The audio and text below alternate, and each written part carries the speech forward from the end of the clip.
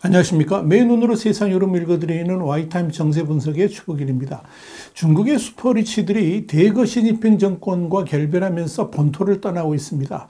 영국의 텔레그래프는 현지 시간으로 11일 중국의 슈퍼리치들이 시진핑 정부에 대한 신뢰가 무너지면서 중국을 탈출하고 있다, 이렇게 보도해서 주목을 끌었습니다. 상하이에서 가장 성공한 금융가 중 한 명이었던 중국의 억만장자 마오펜이 실종된 지 2달이 지났지만 정작 바오 회사는 아무런 발표도 없이 그가 정부 수사에 협조하고 있다는 말만 하고 있다 그러면서 이 일은 중국 내 다른 기업가들에게 엄청난 경각심을 일깨워주는 계기가 되었고, 이 중국이 비즈니스의 적대적인 환경이라는 점을 다시 한번 일깨워줬다라고 전했습니다. 사실 얼마 전까지만 해도 이 중국은 엄청난 부자가 되기에 좋은 곳이었습니다. 에버그란데라든지 알리바바, 텐센트 등은 이 창업자들이 노력만 하면 얼마든지 이 부의 생태계에 진입을 하면서 억만장자가 될 수 있다는 것을 한눈에 보여주었습니다. 그런데 지금은 상황이 바뀌었습니다. 지난 몇 년 동안에 중국은 코로나 봉쇄 조치를 겪은 데다가 공동부유라는 마오쩌둥의 사상을 갑자기 꺼내들면서 중국의 엘리트들에게 기부금을 갈취하는 한편 당국에 잘 협조를 하지 않으면 지도새도 모르게 체포 구금하면서 잘 나가던 중국의 기술 산업을 무참하게 망가뜨렸습니다. 그 와중에 시진핑은 3년임을 하면서 사실상 종신집권 체제를 확립했죠. 이런 현실 속에서 중국의 슈퍼리치들이 돈과 자산을 안전하게 도피시키려는 생각을 갖는 것은 어쩌면 당연하다고 할 수 있을 겁니다. 텔레그래프는 점점 더 많은 중국의 부자들이 아시아의 스위스라고 말하는 싱가포르로 눈을 돌리고 있다 그랬습니다. 그러면서 이 공산주의 체제 하에서는 자신의 재산이 결코 안전하지 않다는 것을 깨달았기에 이는 당연한 수순이었다라고 전했습니다. 텔레그래프는 이어서 지난 2015년 시진핑의 반부패 캠페인 때 이미 약 8천억 파운드, 그러니까 1317조 원의 재산이 중국 밖으로 빠져나갔으며, 이에 놀란 중국의 중앙은행은 극기야 자본 통제를 강화했다 그러면서 경제학자 알리시아 가르시아 헤레로에 따르면 지난해 약 360억 파운드, 한 60조 원 정도가 비공식적인 방법으로 중국 밖으로 유출됐다라고 밝혔습니다. 이런 중국 자본의 해외 유출은 한마디로 중국의 슈퍼리치들과 정부 간의 신뢰가 무너졌기 때문인 것으로 보인다는 것이 이 텔레그래프의 진단입니다. 시진핑 주석이 잘 나가는 중국의 빅테크 등의 거대 기업들을 향해서 징벌적 벌금이라든지 강제 축출 등을 통해서 중국의 실리콘밸리를 이미 붕괴시켰는데 이는 시작에 불과하다는 것입니다. 지금도 시진핑 주석은 공동부유를 지속적으로 말하고 있고 앞으로 또 부유세까지 과세하게 될 것으로 보입니다. 이런 상황에서 중국은 금융계를 향한 반부패 캠페인까지 하고 있죠. 자, 중국 내에서 이런 사정작업은 말이 반부패지 사실상 중국 권부의 눈에서 벗어난 사람들을 무조건 처단하는 하나의 숙청으로 받아들여지고 있습니다. 이런 상황에다가 중국은 문화혁명 이후에 한 번도 볼 수 없다고 할 정도로 국가의 손길이 국민들의 모든 생활에 개입을 하게 되면서 많은 깨어있는 지식인들은 중국 정치가 잘못된 방향으로 가고 있다고 보고 있습니다. 특히 비즈니스 마인드를 가진 사람들은 자신의 돈과 자산을 과연 제대로 지킬 수 있을 것인지에 대해서 회의감을 갖게 된 겁니다. 이런 불안감은 지난해 익명의 블로그에 올라왔던 60쪽 분량의 흥미로운 비평에 고스란히 드러나 있습니다.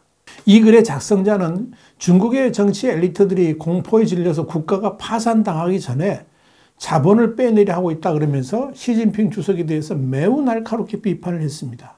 워낙 이 글의 내용이 풍부한 정보를 바탕으로 쓰여졌기 때문에 분명히 이 공산당의 핵심 내부자가 쓴 것으로 추정을 했습니다. 그런데 이 글에서 나옵니다만은 이 중국의 슈퍼리치들에게 안전한 자산 도피처는 이젠 홍콩이 아니라는 것만큼은 분명합니다. 홍콩을 이젠 중국이 통제하고 있기 때문에 그런 거죠.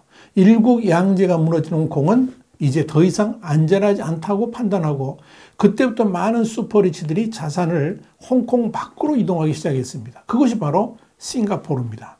싱가포르는 과거 영국의 식민지였던 탓에 홍콩과 분위기도 유사하고 또 중국인들의 비율이 전체의 4분의 3이 넘을 정도로 매우 높습니다. 지난 2021년에만 홍콩으로부터 유입된 자산이 예년의 2배를 넘는 2,700억 파운드, 우리나라 돈으로 한 445조 원을 넘습니다. 당연히 중국의 슈퍼리치들의 자산이라고 보면 될 겁니다. 지금 싱가포르는 이런 중국의 슈퍼리치들이 자리를 잡으면서 대호황을 보이고 있습니다. 슈퍼리치를 대상으로 하는 패밀리 오피스의 수는 지난 2년 동안에 700개로 거의 2배로 증가했고 일부에서는 곧 1,500개에 달할 것으로 예상을 합니다. 이들을 채우는 거의 대부분의 사람들은 홍콩과 마카오 그리고 광둥성에서 온 이들입니다.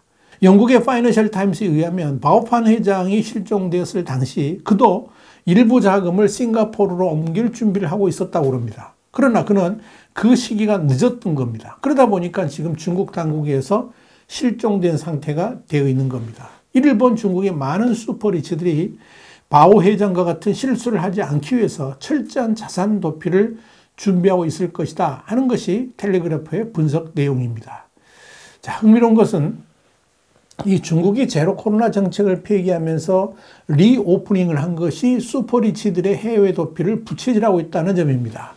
제로 코로나 폐기와 함께 여행 자유화가 시작되면서 부유층의 엑소더스 현상이 가속화하고 있다는 거죠. 중국 부유층은 지난해 10월 3연임을 공식한 시 주석의 공동부유 구호에 강한 반발심을 가진 상태였습니다. 제로 코로나 규제로 해외 여행이 자유롭지 않은 탓에 중국의 발이 묶였지만 이제는 장애물이 사라졌습니다. 블룸버그는 지난 1월 26일 복수의 이민 컨설턴트를 인용해서 지난해 말 중국 정부가 제로 코로나 정책을 폐기한 후에 많은 중국 부유층이 부동산 매물을 찾거나 이민 계획을 확정하기 위해서 해외여행을 시작했다고 보도했습니다. 블룸버그는 이어서 작년부터 중국 부유층 1만 800명이 이민을 택하면서 탈중국 행렬을 재개시켰다 이렇게 전했습니다. 캐나다 이민법률회사인 소비로브스 측은 지난 6개월간 중국 정부의 진절이 가는 사람들의 상담 예약이 급증하는 것을 확인할 수 있었다 그러면서 중국 고객들은 가능한 한 빨리 이민하기를 원하고 있다고 말했습니다. 중국인들의 이민 수요는 수치로도 확인됩니다.